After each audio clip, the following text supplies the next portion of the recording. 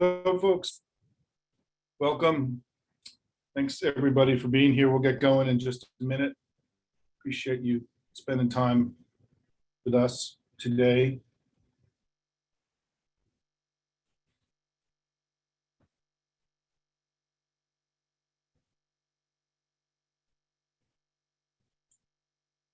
I want to warn everybody in advance is that I've had allergies, or could be the smoke. My throat's a little down today. Crazy smoke here.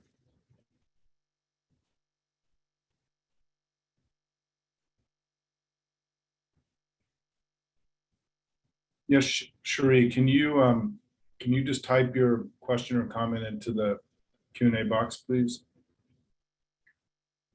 We're going to go about 35 minutes. Today, I've added a bunch of new stuff that I want to try out. So there's some cool new things.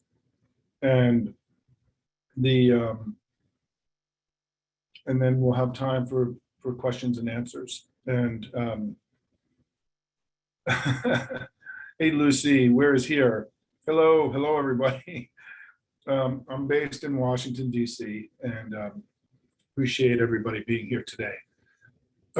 This presentation is just going to go for 35 minutes, and then we're going to take questions and then have a discussion at the end. Will largely be through the Q&A feature. And so if you raise your hand or ask a question during the course of the presentation, I won't be stopping, okay? I just want to be clear, because usually what I found is that questions were often answered during the course of the presentation. Okay. Sorry about my voice again, everybody. So welcome, everyone. This is Simon Rosenberg, now with Hopium Chronicles, here for our monthly showing of our core presentation With Democrats, Things Get Better. I've been doing this presentation in one form or another since the spring of 2017, and it's adapted and changed and grown quite a bit during that period. And it's new and fresh with every showing, depending on what's going on and the data that's out there. There's actually a fair amount of new stuff in this today that I've been playing around with for the last few days. So let's get going. And I'm really excited to spend this time with all of you. So as a reminder, I recently left my organization that I had run for 27 years, NDN, to start a new chapter in my political career. I'm basing my work here at Hopium Chronicles, which is my Substack. For those of you who are not part of that, please join. It's free. If you want to become a paid member, you can do that too. But it's been a great experience so far. We've been up for about 3 months, and been really pleased with both the platform and also just with the community engagement that we have with all of you. So thank you all for being part of it. So this presentation was built in 2017 as a response to what I thought was Trump's misplaced pessimism about the United States. It began with his campaign and his speech at the convention in 2016. And I thought the America that he was describing was not the America that I knew, and that the country was far better than he was suggesting. He gave his famous American Carnage speech in January of 2017, where he described, the carnage that had happened in America. And I just thought, hey, a lot more is going right than he understands. And I really began to understand how central pessimism was to MAGA, that MAGA was really at its core a belief system that wants us to feel bad about our democracy, our country, America, our institutions, our leaders. It's a strategy that if everything is terrible, then you need radical change. And that's I'm sorry about the question. You can close the question thing on your own because it's not open here on my end anyway. Sorry about that. And so sorry, I got a little bit off kilter there. So from day one, this work that we've been involved in, and now I'm embracing this Hopium concept, and we'll get into that, has been about telling a better story about America and also the works of the Democratic Party to counter this poisonous pessimism that I think it's infected our politics.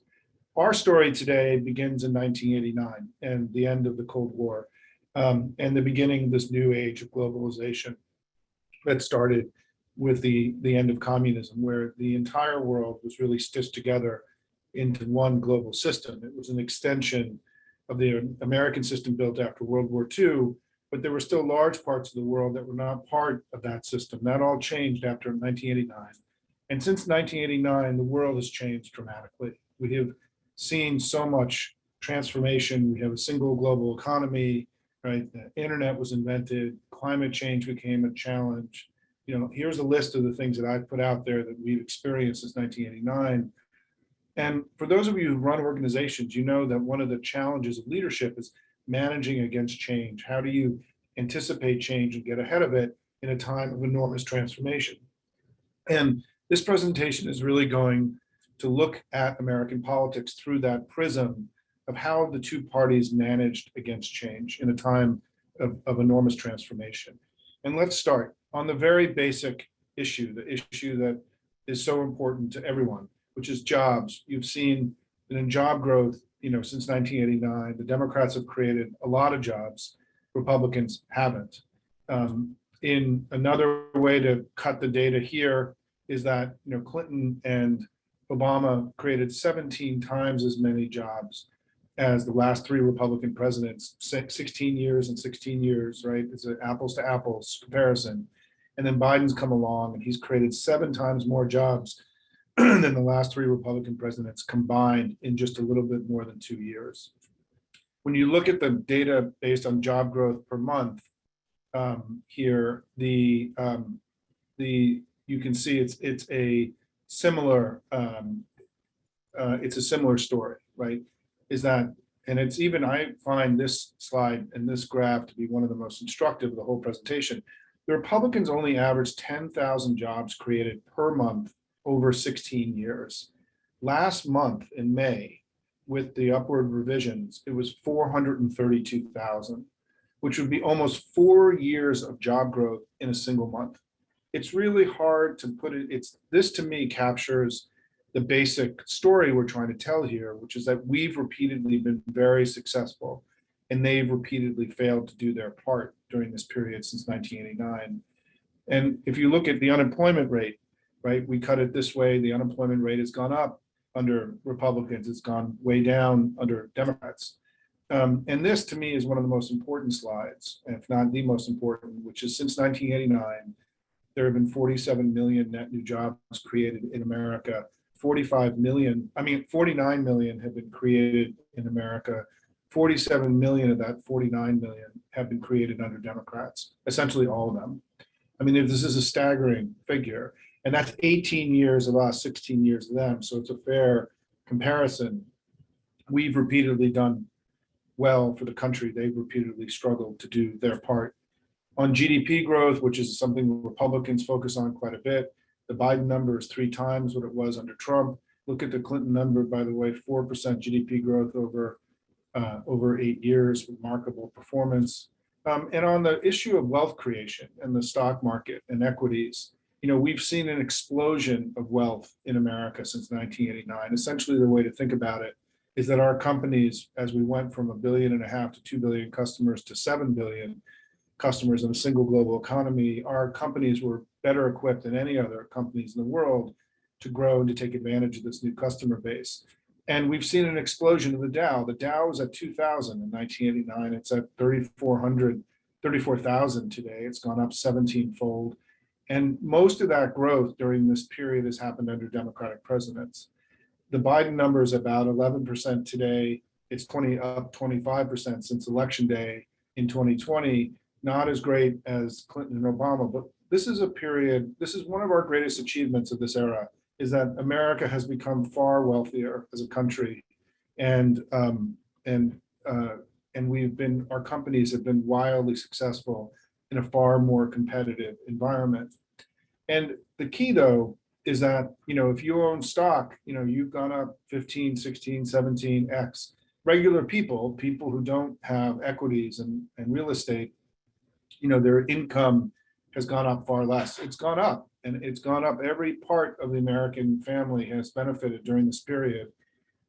but it's not gone up 17-fold. And so that's why we've seen an increase in inequality, because there are Americans who had stock and real estate wealth who've seen their holdings go up far more than wage earners. But wage earners and income, real income, have not dropped. I mean, this is really important. This is median income over time.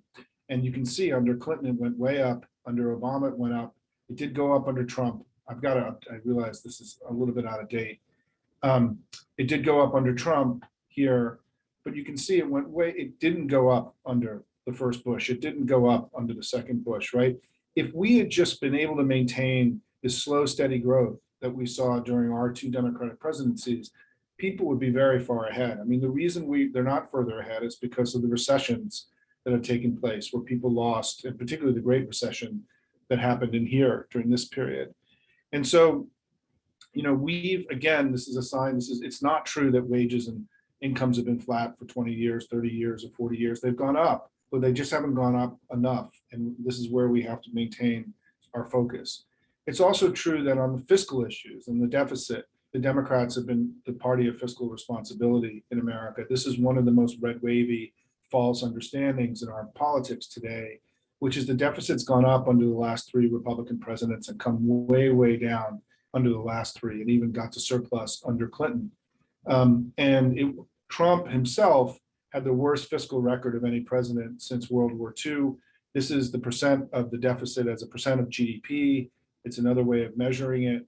And you can see, we had this period where it was all low and steady here. Reagan comes along, changes the way that we pursue economic policy in the country.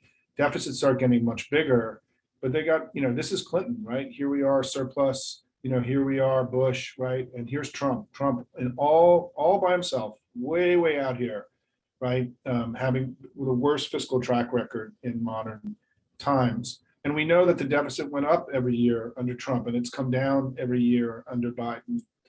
And one of the things that's just so infuriating to me is just the way the Republicans talk about the economy and how incoherent it is. I mean, they essentially say, and you hear this all the time, we shouldn't be spending money in Ukraine. We should be spending it here at home. And our response is, yeah, we agree. We just passed these three massive investment bills, right, that you guys largely opposed, to increase domestic spending here in the United States to help, Americans get ahead. And their response is, well, we have to cut it all by 30% or 22%, which is what the Republican budget was they passed in the House.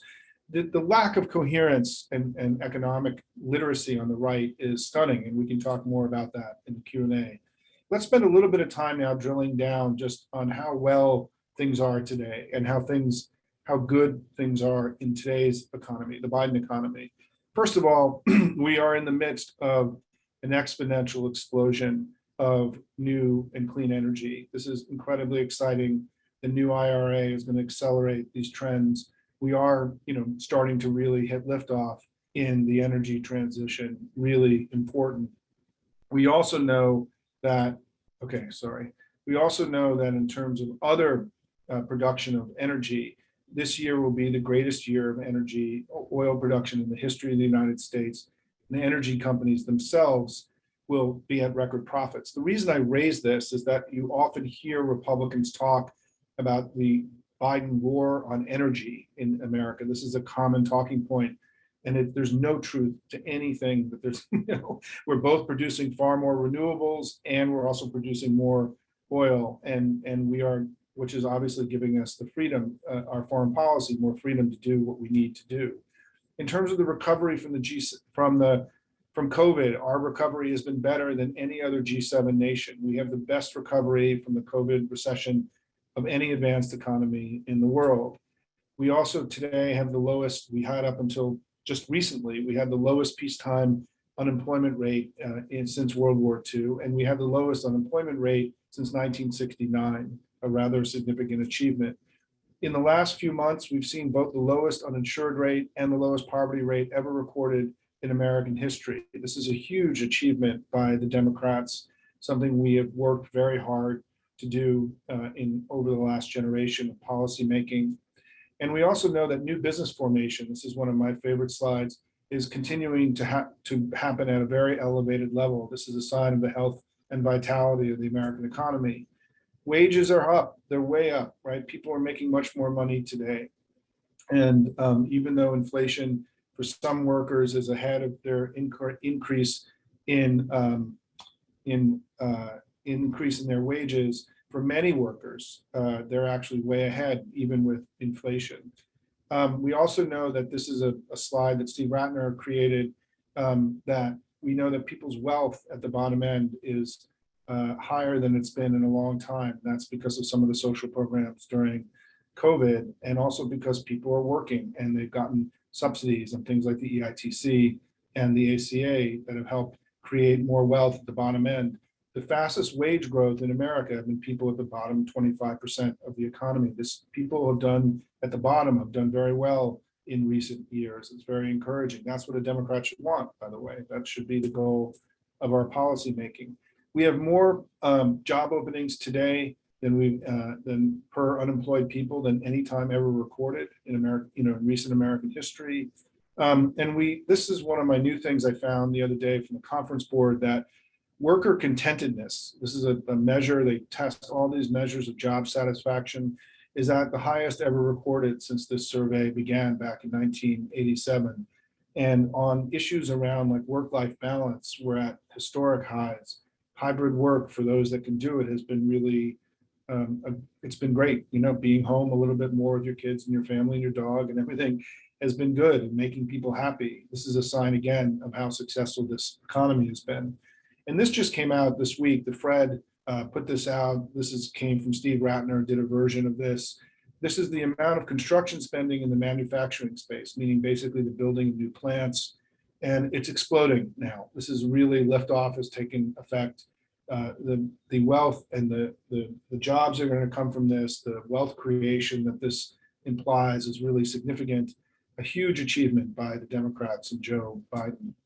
We know that the trade deficit has also come way down in recent months, which is something that we all wanted. And getting to issues now that are very much front of mind in the general discussion is that crime rates are a fraction of what they were over the last generation. They did bump up during COVID. COVID was a time of extraordinary dislocation in America. It shouldn't have been a surprise to anybody that crime would have gone up a little bit during COVID. But historically, our crime rates are far, far lower than they were, a generation ago. The murder rates, which in red states is much higher than they are in blue states. I mean, all this narrative about crime that's coming from the Republicans is red wavy bullshit, right? Crime is way down. Murder rates in red states is higher than blue states. And now we just got this data just in the last few days that based on the 90 largest cities, the murder rate has dropped 12 percentage points just this year, one of the fastest drops in recorded history. Very encouraging news, right? On the border, the president implemented a new plan a few weeks ago, and we've now seen the unlawful entries have dropped 70% since the height of Title 42. And what's important to recognize is that prior to the dislocation of the recent years, which is COVID and climate oriented, the number of undocumented immigrants in the United States under Obama and Biden actually came down. I mean, this idea that we were sort of for open borders is an invention, right? It's an invention. It's not true. We actually got the number of undocumented immigrants in the United States down under the last administration. And you're seeing now Biden having put in place what I believe has been one of the most innovative and smart solutions to a very tough set of challenges on the border. So how are we doing, America, right? Let's just go through it.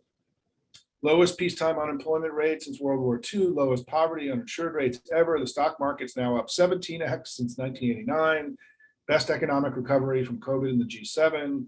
Historic investments are starting to really transform our economy. We're taking control of our energy destiny, which is so critical, right? And so on and so on. And the crime and, our ability to manage crime in the border, which has been a central part of the Republican narrative, has also, we're getting very good data coming back on that as well. We're getting to the other side of the COVID disruption. We are about to be back to a place of normalcy in the United States, which is really what Joe Biden's fundamental offering was when he ran for president in 2020. And on that, he has certainly delivered. And I want to say that, the core narrative coming from Trump was that all these immigrants we let into the country were, had created the carnage, that this immigration that we had, trade liberalization, had made America far worse, that things we were in decline. And yet what I just showed you is that by many measures, the economy today is better than it's ever been, or at least in modern times. And in my view, it's because of all the immigrants that we've had, not in spite of it. I mean, they can't really have it both ways. Trump would talk about how bad how bad American carnage was and all these immigrants, and then turn around and say the economy under him was the best it's ever been. These things are connected, right? They're causally connected. These aren't accidental. The immigration we've had, this vast immigration that we've had since the 1950s has made us better, stronger, more diverse, and the economy today is arguably better than it's ever been. Crime rates are down, right? All that stuff that I just showed you. There's no evidence that this mass wave of immigration has actually done any significant harm to America. And in fact, high school graduation rates, college attainment rates among immigrants are now equal to native born. And the crime rate of undocumented immigrants is far lower than the crime rate of native born Americans. People are pro-immigration in America. I think Trump caused a lot of people to have to really think about immigration, what it meant to them. It was in their face every day. And, if you remember in 2018, he ended the election by talking about the caravans, and we had one of the best election results in the modern era. I mean, the country is fundamentally on the right side of this immigration issue. Our party is also on the right side, I think, of trade liberalization and globalization, that we want to be connected to the outside world and lead it. And it's been the Republicans that have become anti-immigrant and more reactionary on globalization, trade, and immigration. That's not us, that's them, right? And that's important to us as we go forward. So by many measures, as I just went through, life is better in America today than it's been in a long time, and maybe ever. And certainly it's hard to argue that in the 1950s and 1960s, when people of color and women didn't have the same kind of opportunities they have today, that we've been able to not only see the success of the American economy, but far more people of color and immigrants and women have opportunities today they never had before in America. And so we can't really go back. There's no going back to that era of the 50s and 60s. And it's, I think, dangerous and wrong to compare ourselves, because the country's changed so much, and so much is far more is going right in America today than going wrong. And so our success has not just been in governing as Democrats, it's been in politics too. This is the results of the last 8 presidential elections. I worked for Bill Clinton in 1992. When we set out in that campaign, we had lost 5 out of 6 of the last presidential elections. We were really not competitive at a presidential level. The only election we had won was the Jimmy Carter election, after at that point, the worst scandal in American history. And so since then, what Bill Clinton and the New Democrats tried to do was to make us competitive as a national party again. And we certainly have been.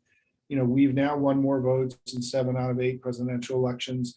That's never been done in American history before. It's the best popular vote run of a party in American history. We obviously didn't win 2 of those elections because of our crazy system. And today, there's no question in my mind, this is a center-left country, right? I don't even really think there's any data to compare otherwise. The Republicans have only broken 48% of the vote once since 1988. It's really kind of incredible. That was in the 2004 election. And I want to one of the things I talk about is how strong the Democratic Party is today. We just had a remarkable election in 2022, our 3rd straight strong election. We actually gained ground in some of the most important battlegrounds in the country, in Arizona, Colorado, Georgia, Michigan, Minnesota, New Hampshire, Pennsylvania. We picked up a Senate seat, right? We won state house chambers. We picked up governorships. We kept the House very close. And as we learned today, if the Supreme Court had not intervened in the case that was just decided, if they had let that go, we probably would have won the House too in 2022. We did far better in the early vote in 2018 and in 2022 than we did in 2018 and 2020. And our candidates are dramatically outraising Republican candidates, sometimes 4, 5, 6 to 1, which is giving us strong campaigns. Our grassroots has never been stronger than it is today. And the last 2 elections in the Southwest have been the best that we've had in 80 years. No Democrat had won Arizona, Colorado, New Mexico, and Nevada in 1 year since 1940 and FDR. and we won it, and Joe Biden won those 4 states in 2020, the best performance, and that strong performance continued in 2022. And it's really important to look, this is party ID during this period. Basically there are more Democrats than Republicans. More people identify as Democrats. That's what we saw in the voting as well, right? We outperformed the Republicans by 4 to 5 points at a national level during this period. And so if I'm right, and that, people have been a lot who came of political age after Reagan and only knew what I just described to you since 1989, there would be an assumption and a hope that those people would be more Democratic because of their lived experience. And that's exactly what we found. I mean, this is the performance of under 45-year-old voters, over since 1992 during this period. And you can see that younger voters were a jump ball group, up until the 2006 election. And then it structurally changed for the Democrats. And this is a big deal. I mean, this is one of the most significant developments in American politics. We're getting our margins from young people. And one of the things I'm calling for in my current work is that we need to launch a national voter registration drive for young people. It shouldn't be that the people that vote for us the most vote the least. We've got to change that as Democrats. But our performance with young people in recent years has been really important. And I think it's due to their lived experience. The Democratic Party has just been a far better party than the Republican Party since 1989. And what's really important, right, is that this coalition that we built, if we go back to this slide, you can see everything started changing in 2006. I was part of this. I mean, there was analysis that I and others did that showed that millennials and Hispanics were coming into the electorate in very large numbers.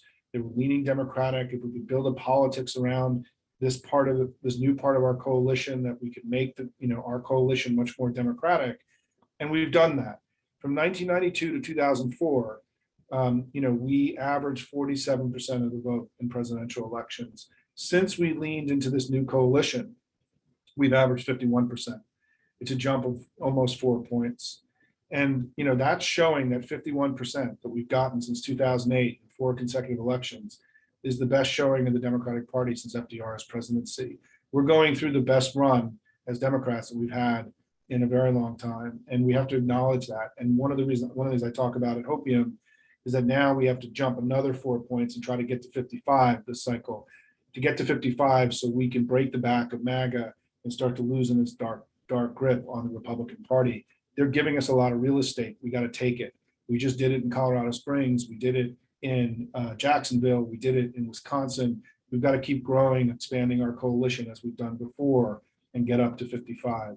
And you can see this is how the various generations break out, right? And it is that we have enormous opportunities with young people all across the country. So despite all the success, and I'm running a little bit long here, so I'm going to try to cruise through this last part.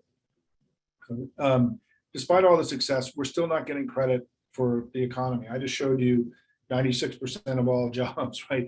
All these things. And yet Republicans are more trusted on the economy than we are. And this is something we have to fix as soon as we possibly can. You saw during the election in 2020 that on the question of the economy, for those voters who picked the economy and jobs, Trump beat Biden by 60 points, right? Biden won the COVID voters, but we got trounced among economy jobs voters. And on the simple question, in the midst of a terrible recession, more voters trusted Trump on the economy than Biden. This data has continued. I'm going to skip through this. I can show you lots and lots of data showing that we're still underperforming on the economy versus other issues. This is an enormous challenge and an opportunity for us. If we can get into positive territory on the economy, and we know that when you test our message, it can move voters into positive territory. We've got to stay focused on this. To me, this is the most important narrative job of the Democratic Party in this calendar year, is getting into leaving this negative place where we are, we're down 5, and getting into a positive place here, +3. We can do it together. And it's an important part of what I'm trying to do here at Hopium, right? So let me conclude from looking at all this data, my thoughts about where we are. First of all, this notion of left and right is just so preposterous. I just showed you that, one party has repeatedly done a good job, another hasn't. We have to reject this notion of left and right in every way that we can. It's a tool the right uses to diminish our accomplishments and to obscure their repeated failures. We aren't in a left-right country. We're in a one party's good and another party's not so good. And we've got to figure out how to do everything we can to not fall into these facile and simplistic ways of describing an enormously complex country. The two parties are not the same. They're not mirror images of one another. We also, I think, have to recognize that we are continuing to come out of this collective trauma of COVID. I think we're all sort of putting it in our rearview mirror, but it's why there was so much disruption and why people are so worried and scared, about the country. Um, because and there's still so much fear because we just went through this enormous collective trauma, and people feel that the gains that we're making are still fragile. It's not surprising, and it's why we have to. But it's important that we make the case that liberal democracies can succeed and make people's lives better, because the global system that we built in the 1940s is under siege today by the Russians and the Chinese and others. And we've got a lot of work to do to preserve that global system that our party built starting in 1941 and FDR's Four Freedoms. This was the most important speech, in my view, political speech ever given in American English, because it laid out the sort of theory of the world after World War II. And it's really important to connect back Biden's current narrative and story that he's telling. He's based his entire campaign around this concept of freedom: more freedom, less freedom, more freedom with us, less freedom with them. Well, freedom is the foundational value of the modern Democratic Party. It's how we built the world after World War II. We rejected autocracy and authoritarianism and dominion and all the strategies of control. We built a world that created more freedom for more people than any time in human history. And the world that we built has really become a golden age.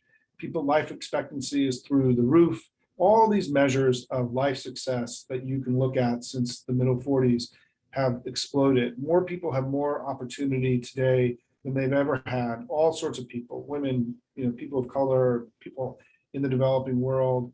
And in terms of things like poverty, right? Extreme poverty has plummeted despite this huge population growth. We're living in a golden age, and that golden age was an age that's been built around this concept of freedom and opportunity, this foundational democratic value. And what's really important to recognize is that these slides, and I'm going to add a few more next time, in showing all this human progress, we did that. Our party did that. The Democratic Party did this. We imagined this world based on freedom and not on dominion. And that world, as I said, is now under threat.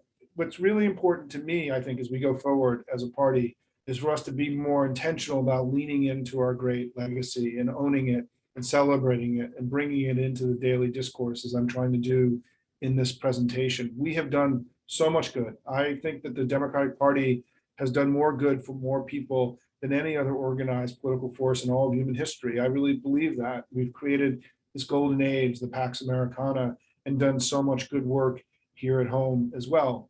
On the other side, they've not only not done their part repeatedly, but as we now know, they've descended into something that feels malevolent and dark. It's not just that they've now not done their part and been failed, but they've become reactionary and dangerous. MAGA is a dangerous political movement that's illiberal and attacked our democracy in 2021. And so the goal of our politics now is not only to celebrate and show that liberal democracies can be successful, as I hope I just did today for all of you, but to name and shame them for what's happened to them. We can't let our foot off the gas on making sure that we're talking to the American people about what's happened to the Republican Party. And remember, folks, when we think about like what's gone wrong with America carnage, right? I forgot to update this. It's actually 47 out of 49 million jobs in since 1989. It's not Washington isn't broken, our politics isn't broken. It's one of our two political parties in America that's been broken, and their inability to modernize, to adapt to the changes after 1989 has held our country back in very dramatic ways, and even may end our democracy that we know. And I think it's really important for us to take a moment about them they've become as we wind up this presentation. Let's just take a moment here.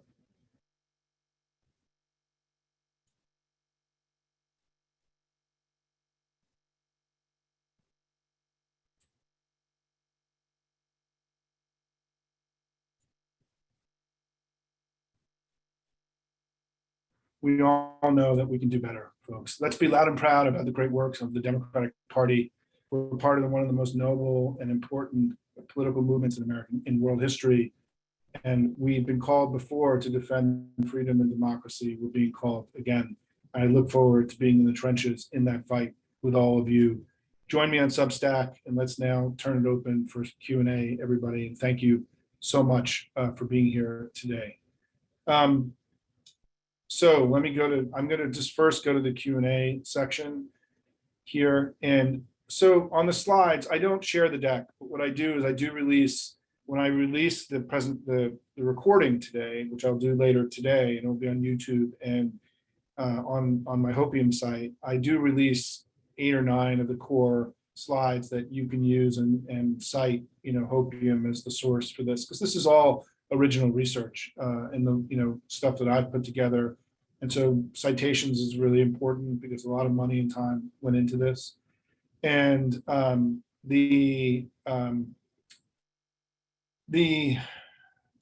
a lot of questions here. Let me try to sort of see if I can summarize a bunch of them here. And by the way, some of these slides, I'm just seeing some of the questions have ended up, in the slide that has the jobs per month. That's became a slide the White House uses. I mean, these things have been widely seen and used in our commentary. Let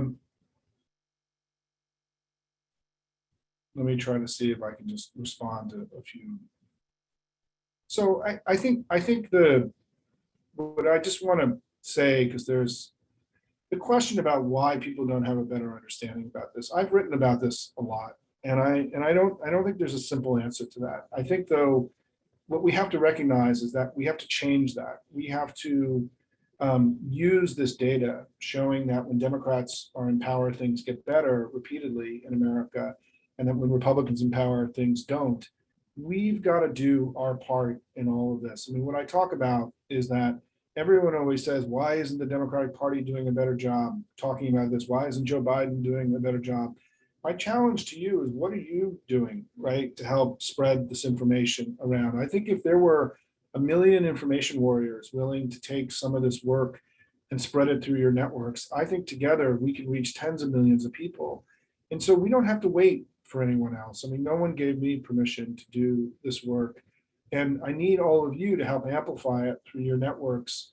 The most important way is for them to watch the presentation. I know not everyone's going to watch a 35-minute presentation, but as you know, there's a lot of power in here, and reducing it down to a handful of slides, which we have to do, right, in order to get this out there. There's lots of people, I think, that like to see this, and so help me, spread this further into our collective networks. It's done once a month. It's always updated and fresh. It will be up on YouTube and on my site later today, and feel free to share it with others.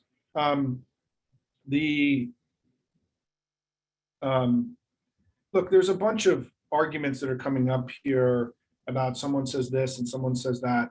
And the point is that almost all of these attacks on us, and they're just all bullshit. I'm just going to say it. I mean, the proof's in the pudding here, right? I mean, if it happened one time, so my theory about why this has happened is that we have a politics that's grounded in data and economics. We take policymaking very seriously. We study things and try to make things better for people.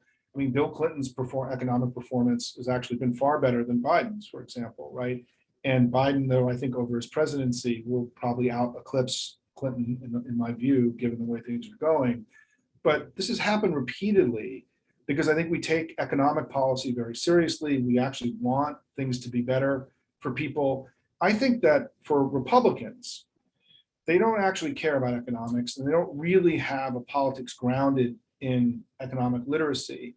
Their fundamental approach, as we just saw with the debt ceiling, was to cut money for people who are not like them, right? Their thrust has been tax and spend, meaning that I want to make sure that people in my tribe are not paying taxes for people who are not in my tribe, those people. That's maybe good social policy, it may be good tribal politics. It's performed terribly as an economic strategy repeatedly. And because it isn't actually grounded in economics, it's grounded in race and tribalism. I mean, one of the things I talk about a lot is that the fundamental domestic offering of the Republican Party since 1965 and the adoption of the Southern strategy is exploitation of racial fear. And you see that every day in the modern Republican Party. It's what DeSantis's woke stuff is. It's what, it's all about protecting the white tribe from all those people. And we have to, as Democrats, fundamentally reject that as a strategy, right? I think what I've shown is that as we've grown more diverse, the economy and the society has actually gotten better by many measures. Our diversity is our strength in America. It's our superpower here, and we can't. And it's why I've written about this extensively. I think white supremacy is one of the most ludicrous theories. It may have been true some long time ago, but it is anachronistic and silly at this point. And we have to be far more forceful in pushing back on all the constructs of white supremacy, which includes tax and spend and what they just tried to do and the cutting of spending. Because look, you can cut spending, put the economy into recession, and then the deficit goes up, right? Cutting spending doesn't guarantee that the deficit goes down. And if you want a party that gets the deficit down, we've done that. They've never done that. They haven't had a president who's gotten the deficit down, maybe since Nixon. It certainly wasn't Reagan and the last three Republican presidents. And it's because it's not actually important to them.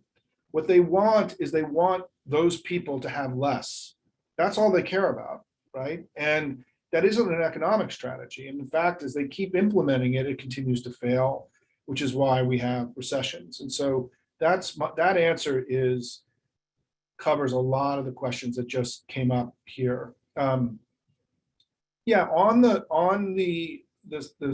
Every slide, virtually every slide has a source on it. And when I publish the data today, the graphs today, they all are sourced and they all come from government data. I mean, this is what's so funny about the sourcing thing is that all the data comes from the same place. There's government data. We spend a lot of money producing data in the government. This all comes from government data. There's no secrets here. Let me see. A lot of questions about young people. Let me just try to give my quick summary. Is that I think if I could wave a magic wand, if I was Harry Potter and had a political magic wand, I would have Democrats do two things this year. I would have us register as many young people as possible and win the economic argument with them. I think if we can do those two things this year, we are far more likely to be successful in 2024. We are doing very well with young people, and there's the new Catalyst data that just came out in the last 10 days has further confirmation that in the battleground states, we did incredibly well. We did incredibly well in general, right? I mean, we got to 59% in Colorado, 57% in Pennsylvania, 55% in Michigan, 54% in New Hampshire. We just got to 56% in Wisconsin. We blew it out in the battlegrounds. The Republican hill to climb in the battlegrounds is much higher today than it was 2 years ago. And I'm really proud of that. But some of that had to do with young people. And I think that we have to recognize that the Republican Party has an agenda that's so at odds with the values of many young Americans on climate change, on abortion, on guns, and DeSantis, and whether it's Trump or DeSantis, and I think that DeSantis is the other side of the MAGA coin. I don't think there's really a significant difference between the two of them. I mean, look what he did. He sent a signal that he wanted the most extremist gun policies, the most extremist abortion policies that he possibly could have. He's all over the place on climate change, right? I think that we have an agenda that fits the values of young people in America, but we need them to vote more. And what we know is that registered young people vote at the same rates as registered old people. It's just that young people are not as registered as older people. And that's really not their fault. That's our fault, right? We've built a system where you have to register to vote. We're one of the only countries in the world that has this extra step that you have to take. People we know from sociological research that people don't start voting regularly until they kind of get placed in a place and start living a life. Our system is not a national vote. We don't have a national vote, right? We've got state votes. And if you're living in a state temporarily, you may not feel connected to there, so you don't vote. So some of this, there's a lot of reasons why young people don't vote more. But the point is that we can fix it, we can change it. And just like we can get into a place where we're winning the economic, argument with them. And so Cecily Young asked, becoming information warriors, can you give some advice or groups for folks to link to? I work with Field Team 6, Demcast, Into Action. They're all great options. And one of the things, if you become a paid member of Hopium, there's a lot of discussion in our group about how to be more effective as activists. We have a lot of people in Hopium who write postcards, right? I become sort of a convert on the whole postcard thing. But one of the reasons we've done so well, and if I can just, Cecily, since you asked about this, one of the reasons we're sort of performing so well in these elections, in the last 3 elections, we've done really well, is because of all of you, and because Americans are giving money and making phone calls and registering and canvassing and texting and writing postcards at an unprecedented rate. And what's happened is we're building these massive big muscles in the Democratic Party that's allowing us to push our performance in the early vote to the upper end of what's possible. It's giving our campaigns the ability to control the information environment. But what happened in 2022 is in the battlegrounds where we have these muscular campaigns, right? We controlled the information environment, we pushed turnout through the roof, and Bunt did really well. But the lesson, the admonition, is that in those states where we didn't have those campaigns, we fell back in California, and New York, and Florida, and Texas.